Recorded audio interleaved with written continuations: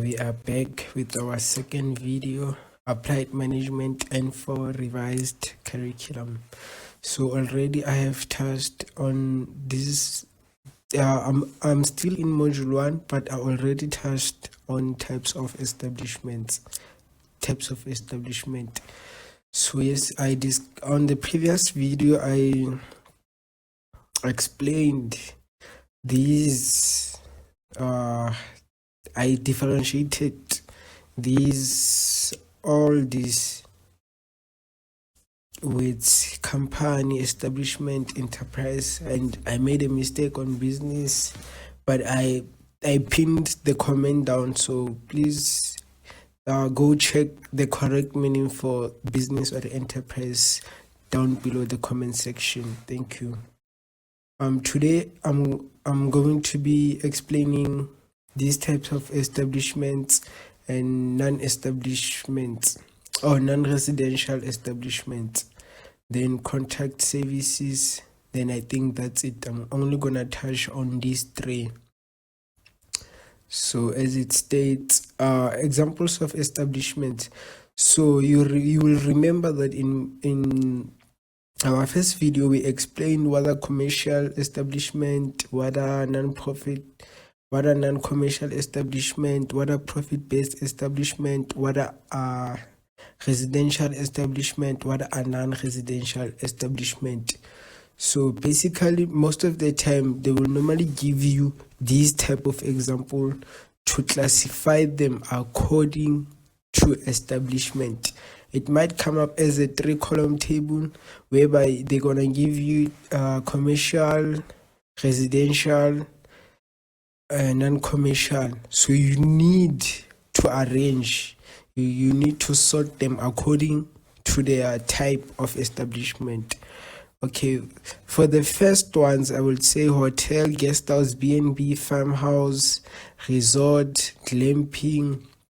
These are the commercial establishment. Then I think the last 5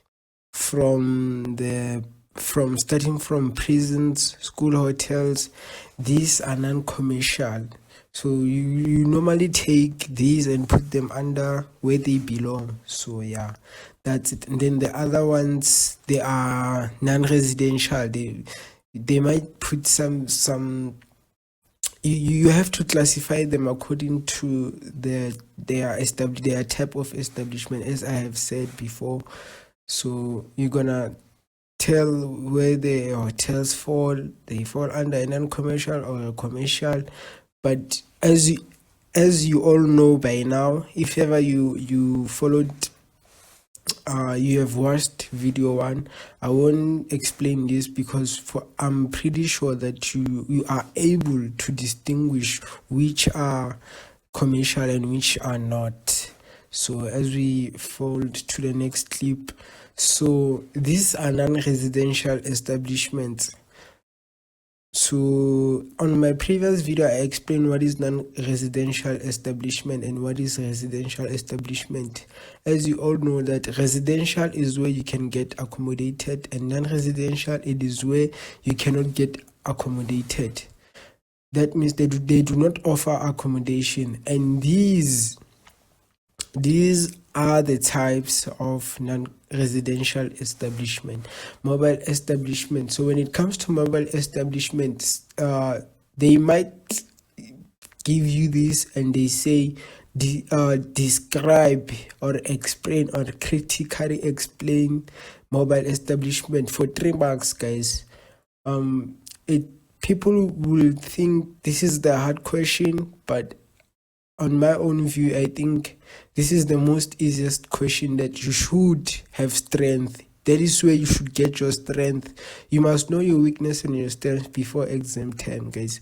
When you see this type of question, you should know that already got your 3 marks. So when they say explain mobile establishment, you know that a mobile it's something that is not fixed. It follows the crowd. It goes where people are. It does not contain fixed equipment. It does not contain fixed equipment, and most of the time the food is prepared in the backyard kitchen where they prepare. Then when they go on their food trucks, they just warm the food, or they just cook. You will find that they have already smoked whatever they're gonna sell. Now they just cook to end the product. So I always say on my first videos, take out a pen and a paper, write these points, write whatever I'm saying. This will help you. Even if you don't know, you will remember what I said. Even if you can put what I said, the marker will say that you know what you are talking about. So you will get credit for that, other than leaving space. So what makes people fail is it's blank space. So please, guys, do not leave blank spaces. Whatever I'm saying, these are the key points that you should take note of them, write them down. So when it comes to restaurants, we all know that restaurants, they do not offer accommodation. You cannot sleep. So when it comes to restaurants, you can think of Spare. Do they offer accommodation at Spare? Do they offer accommodation at Rockamama's? The answer is no. Then the fast food and takeaway.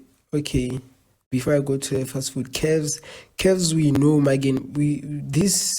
If you know Magen Bean, or you know what's this, where they sell muffins and coffees, like something small.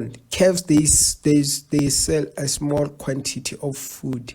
They don't sell like restaurants. They sell a small quantity of food. Kev, they specialize in cakes, coffees. Those are the main key points that the examiner will be looking for in your answers. So take note of this, take them down, take this advantage and use it to your fullest. Then fast food or takeaway outlets. These are the outlets whereby, I will make example with the ones that we are familiar with. For this, I will put KFC. KFC is a pretty good example for fast food takeaway outlets. So that they do not offer accommodation at KFC. You buy and food is firstly prepared.